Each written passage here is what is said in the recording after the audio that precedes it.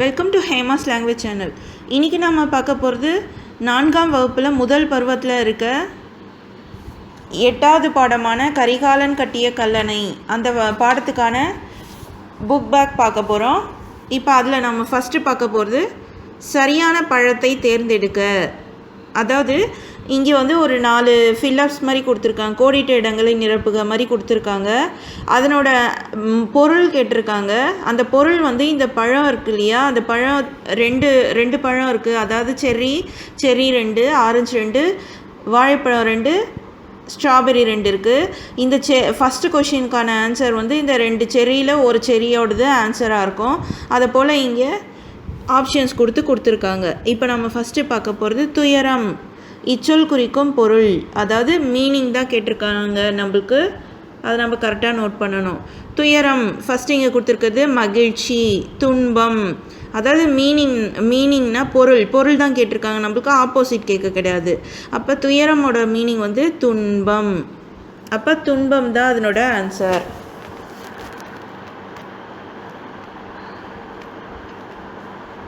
அடுத்ததாக வியத்தகு இச்சொல் குறிக்கும் பொருள். அடுத்தது ஆச்சரியம் தரும், மகிழ்வூட்டம். 2 ஆப்ஷன் கொடுத்துருக்காங்க. ஆச்சரியம் தரும் ஆன்சர்.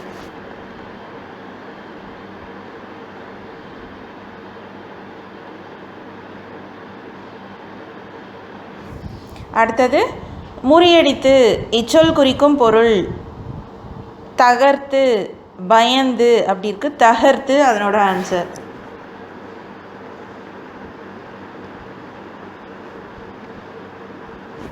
அடுத்து சூழ்ச்சி இச்சொல் குறிக்கும் பொருள். தந்திரம், துன்பம்னு இருக்குது. துன்பம் கிடையாது, தந்திரம் தான்.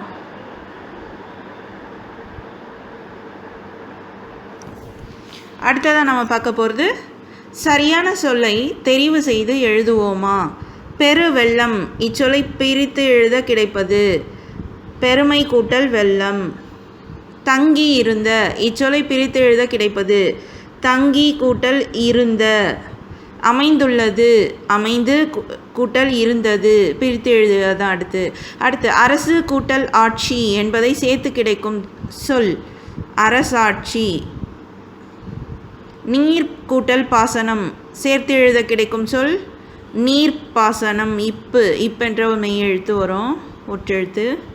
அடுத்ததாக நம்ம பார்க்க போகிறது பந்தய அதன் எதிர்ச்சொல் கூடையில் போடலாமா. அதாவது இங்கே எதிர்ச்சொல் கேட்டிருக்காங்க, நம்ம எதிர்ச்சொல் தான் இப்போ கண்டுபிடிக்க போகிறோம். ஃபஸ்ட்டு தொலைவில் இருக்குது. தொலைவிலுக்கு எதிர்ச்சொல் அருகில்.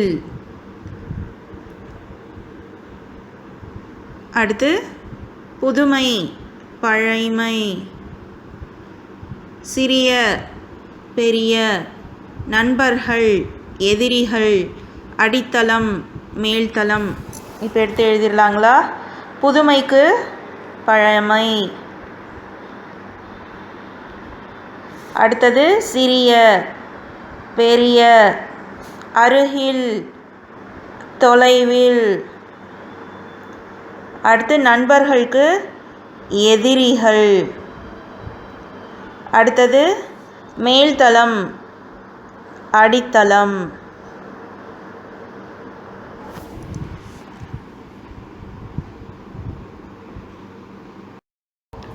அடுத்ததாக நம்ம பார்க்க போகிறது சரியானதை எடுத்து எழுதுக. கல்லணை அமைந்துள்ள மாவட்டம். அதாவது ஃபில்லப்ஸ் மாதிரி கேட்டிருக்காங்க. கல்லணை அமைந்துள்ள மாவட்டம் தஞ்சாவூர். தமிழ்நாட்டில் காவிரியின் முக்கிய துணையாறு கொள்ளிடம். ஃபில்லப்ஸில் எடுத்து எழுதினோங்க. கல்லணையை கட்டிய அரசன் கரிகாலன். கல்லணை தொழில்நுட்பத்திற்கு சிறந்த சான்றாக திகழ்கிறது பழந்தமிழர். அடுத்தது கரிகாலனின் இயற்பெயர் என்ன. வினாவிற்கு ஏற்ற விடையளிக்க. அது பார்க்கலாம்.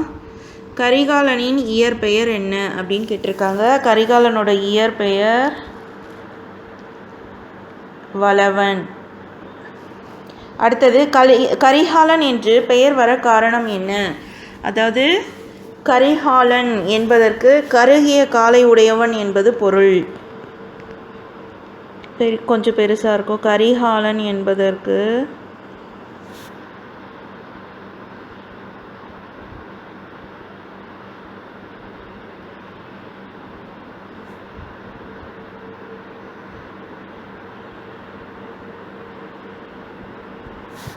என்பது பொருள்.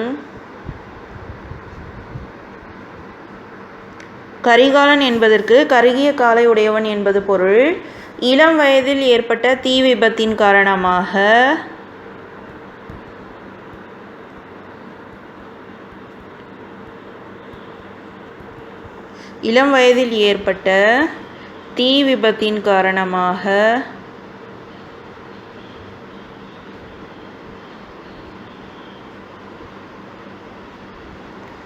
இப்பெயர் வழங்கலாயிற்று.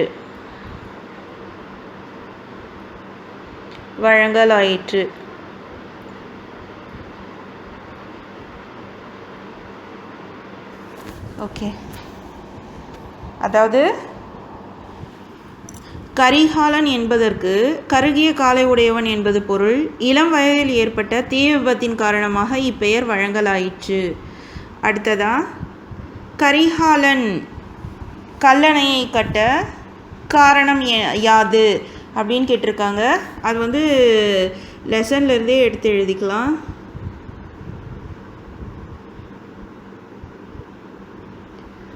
இங்கே இருக்குங்க ஆன்சர் அதனோடது. காவிரியில் அடிக்கடி பெருவெள்ளம் வரும். ஆனால் அந்த நீர் எதற்கும் பயன்படாமல் கடலுக்கு சென்றுவிடும். மக்கள் மழைக்காலத்தில் வெள்ளப்பெருக்காலும் கோடை காலத்தில் நீரின்றியும் மக்கள் துயரப்பட்டதைக் கண்டு அதனை தடுக்கும் பொருட்டு பெரியதோர் அணையை கட்ட முடிவெடுத்தான் கரிகாலன். இது 3rd கொஷினுக்கான ஆன்சர்.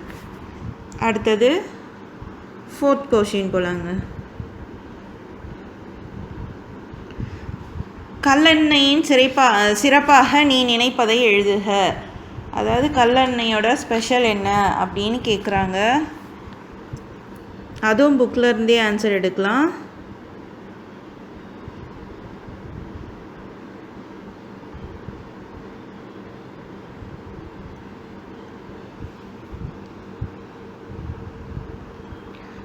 தற்போதிலிருந்து எழுதிக்கலாம். தற்போது பயன்பாட்டில் உள்ள மிக பழமையான ஒரே அணை கல்லணை. இதுவே உலகின் மிக பழமையான நீர்ப்பாசன திட்டம் எனவும் கூறப்படுகிறது. மணலில் அடித்தளம் அமைத்து கட்டியுள்ளார்கள். இது பழந்தமிழரின் தொழில்நுட்பத்திற்கு சான்றாகும். இது இன்று வரை வியத்தகு சாதனையாக உள்ளது. இது 4th கொஷினுக்கான ஆன்சர்.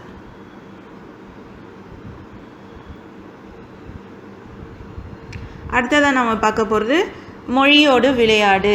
ஓர் எழுத்தை கண்டுபிடி. 4 சொல்லை பெறலாம். அதாவது ஒரே ஒரு எழுத்து 4 சொல்லுக்கும் அதே தான் வரும். அதை நம்ம என்னென்னு கண்டுபிடிக்க போகிறோம். ஃபஸ்ட்டு எக்ஸாம்பிள் கொடுத்துருக்காங்க. மான்ற ஒரு எழுத்து நடுவில் போட்டிருக்காங்க, இல்லை முன்னாடி அந்த மாதிரி போட்டிருக்காங்க. சமம், மனம், மருந்து, மரம் அந்த மாதிரி போட்டிருக்காங்க. இப்போ அடுத்ததாக நாம் கண்டுபிடிக்க வேண்டியது சின்ன லா போட்டுக்கலாம்.